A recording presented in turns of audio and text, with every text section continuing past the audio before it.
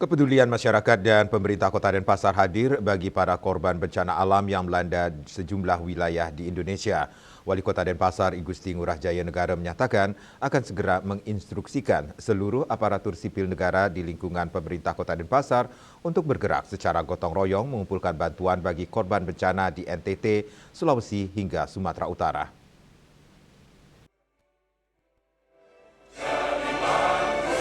Bencana alam yang melanda sejumlah daerah di Indonesia memancing kepedulian dari Kota Denpasar.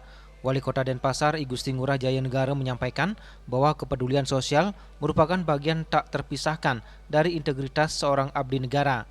Untuk itu, Wali Kota bersama Wakil dan Sekda akan menginstruksikan kepada seluruh aparatur sipil negara yang ada di Pemkot Denpasar untuk berpartisipasi secara gotong royong seikhlasnya mengumpulkan dana yang nanti akan disalurkan kepada korban bencana baik yang ada di NTT, Sulawesi maupun di Sumatera Utara. Kami dengan Pak Wakil dan Pak Sekda menginstruksikan kepada seluruh aparatur sipil negara yang ada di Denpasar secara bergotong royong seikhlasnya mengumpulkan dana yang nanti kita akan salurkan kepada korban bencana yang baik ada di NTT, Sulawesi maupun di Sumatera Utara.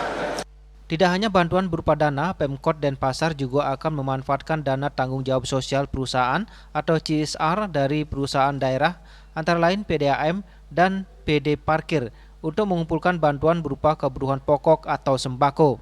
Sedangkan terkait waktu pelaksanaan, Wali Kota Jaya Negara menegaskan pengumpulan bantuan dilakukan secara bertahap namun tetap dipercepat. Seluruh koordinasi dengan daerah penerima bantuan ditargetkan selesai dalam minggu ini. Nah, dan tidak itu aja, kita juga nanti akan bisa memanfaatkan CSR yang kita ada di PDAM dan di PD Parkir. Itu berupa sembakonya juga, karena kami juga akan minta kepada Pak Sekda berkoordinasi kira-kira setelah pengumpulan dana itu apa sih yang dibutuhkan biar agar bantuan kita juga tepat sasaran. Kapan kira-kira itu Pak Wali? Ini tinggal koordinasinya karena sekarang kan bertahap pengumpulan.